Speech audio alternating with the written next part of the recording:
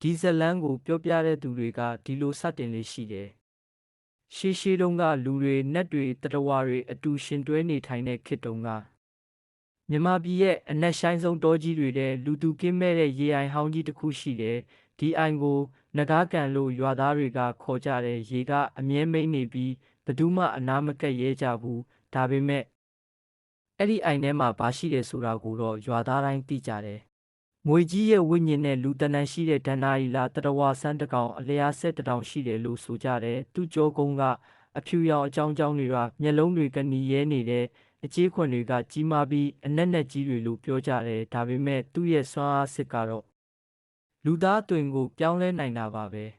1980ခုနှစ်တုန်းကရွာလေသူလို့ခေါ်တဲ့ရွာဟောင်းတရွာမှာ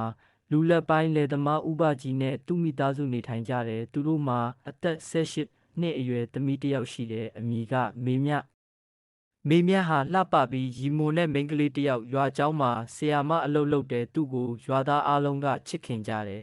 တနေ့တော့မိုးကြီးရွာပြီးရေတော်ကြီးတယ်ဒီအချိန်မှာနဂါးကန်တွေကရေတွေဟာရွာအတွင်းထိဝင်လာတယ်မေများတို့အိမ်နောက်ဖေးကစမ်းကြောင်းလေးထဲမှာတောင်ရေတွေပြည့်လာပြီးရေထဲမှာတခုခုလှုပ်ရှားနေတဲ့အရေးအယောင်တွေကိုသူမတွေ့လိုက်ရတယ်အဲ့ဒီညကစပြီးမေများမှာထူးဆန်းတဲ့အိမ်မက်တွေစမှတ်လာတယ်အိမ်မက်ထဲမှာစမ်းပြလှပပြီးနက်နဲတဲ့မျက်လုံးရှိတဲ့လူပြိုတယောက်ကိုမြင်တယ်သူ့ကိုတောအုပ်ထဲကရေအိုင်နားကိုခေါ်တယ်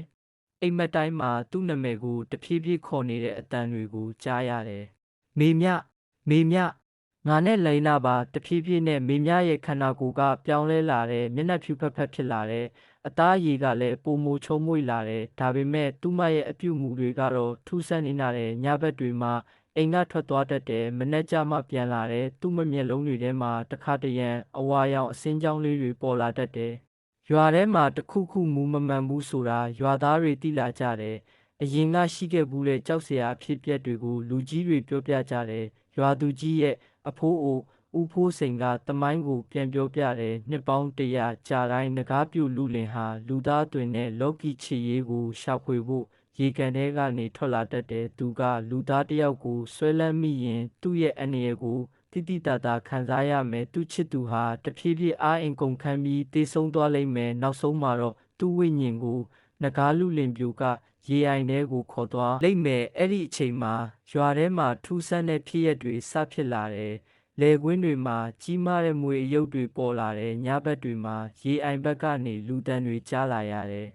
တခါမှတော့မေမြရဲ့အဖေဥပကြီးဟာသူ့သမီးမူမမှန်တာကိုရိပ်မိပြီးလျှို့ဝှက်လိုက်ကြည့်ခဲ့တယ်ညတကောင်အချိန်မေမြဟာအိမ်ကထွက်သွားတယ်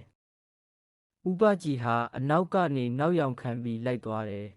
ဥပကြီးဟာသူ့သမီးကိုနဂါးကန်နာရောက်တဲ့အထိလိုက်ကြည့်ခဲ့တယ်အဲ့ဒီမှာမြင်ရတဲ့အရာကသူ့ကိုထိတ်လန့်သွားစေခဲ့ပါတယ်မေမြရဲ့ဘေးမှာအရက်ရှိပြီးအသွင်ဆန်းတဲ့လူပြိုတယောက်ရက်နေတယ်ဒါပေမဲ့သူ့ခြေထောက်တွေကမြေကြီးကိုထိမိနာဘူးရေပေါ်မှာလွင့်မျောနေတယ်လို့ပဲပြီးတော့သူ့ရဲ့ကြောမှာအဖြူရောင်မွေလိုမျိုးအကြောင်းတွေပေါ်နေတယ်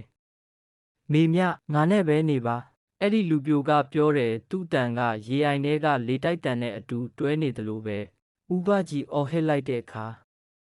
အရာအလုံးကပျောက်ကွယ်သွားတယ်မေမြပဲရေအိုင်နားမှာမှောက်လျက်သာကြံရစ်ခဲ့တယ်ရွာသားတွေအားလုံးစုဝေးပြီးဆုံးဖြတ်ကြတယ်မေမြဟာနဂါးလူလင်ပြိုရဲ့တားကောင်ဖြစ်နေပြီးဒီအန်ရီကိုတားဆီးဖို့လိုတယ်ရွာထဲကဗေဒင်ဆရာကြီးကိုခေါ်လာကြတယ်ဆရာကြီးကဒီကိစ္စဟာဖြေရှင်စရာနည်း3နည်းပဲရှိတယ်လို့ပြောပြတယ်ပထမနေ့ကမေမြကိုရွာကနေဝေးပို့ပြရမယ်ဒုတိယနေ့ကနဂါးလူလင်ပြိုကိုပြန်လည်နှင်ထုတ်ဖို့မန္တလေးကဆရာတော်ကြီးတွေကိုဖိတ်ခေါ်ရမယ်တတိယနေ့ကအကျဉ်းဆုံးနည်းပဲနဂါးကန်ကိုရေတွက်ခန်းသွားရအောင်ခတ်ထုတ်ပြီးနဂါးရုပ်ထုရဲ့ခန္ဓာကိုယ်ကိုမိရှုပြရမယ်ရွာသားတွေကတတိယနီးကိုရွေးချယ်လိုက်ကြတယ်တရွာလုံးဝိုင်းဝန်းပြီးနဂါးကန်ကိုရေခတ်ထုတ်ကြတယ်ရေတွေကတဖြည်းဖြည်းနှိမ့်ဆင်းလာပြီးနောက်ဆုံးမှာရေအောက်ကနေအလွန်ကြီးမားတဲ့အဖြူရောင်မွေနဂါးအယုတ်တစ်ခုပေါ်လာတယ်အယုတ်ကြီးကလှုပ်ရှားနေတယ်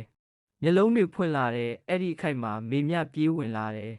သူမကိုသူမရေကန်ထဲခုန်ချတယ်သူ့ကိုမထိပါနဲ့ကျမကိုသူယူသွားပါစေသူမအော်လိုက်တယ်အဲ့ဒီအချိန်မှာအံ့ဩဖွယ်ရာအဖြစ်အပျက်တစ်ခုဖြစ်ပျက်လာတယ်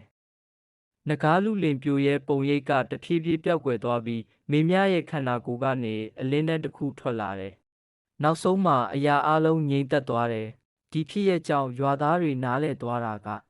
နဂါးလူလင်ပြိုဟာမေလျှော့ခံချစ်စလန်းရဲ့ဝိညာဉ်တစ်ခုပါရှစ်ခေတ်ကလူသားတစ်ယောက်နဲ့ချစ်ကြိုက်ခဲ့ပြီးတစ္ဆာဖောက်ခံရတဲ့နဂါးမတစ်ကောင်သူ့ရဲ့ဝိညာဉ်ကတရားစုတစ်ခါပြန်လဲနိုးထပြီးချစ်သူဟောင်းကိုပြန်ရှာတယ်။မေမြဟာသူ့ရဲ့ဘဝဟောင်းကဆင်းသက်လာသူလို့ဆိုကြတယ်။နောက်ဆုံးမှာနဂါးကန်ကိုပြန်ဖုံးလိုက်ကြတယ်။ဒီဇက်လန်းကယနေ့ထိပြောနေကြတော့မှာပဲ။ညဘက်နဂါးကန်နာကိုဖျက်သွားရင်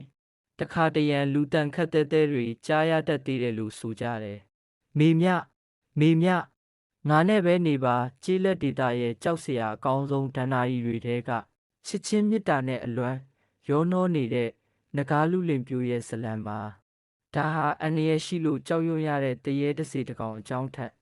လူနဲ့နတ်လူလောကနဲ့အောက်လောကရဲ့ချစ်ချင်းနဲ့အလွမ်းကြားခံစားနေရတဲ့ဝိညာဉ်တစ်ခုရဲ့ဇလံပါ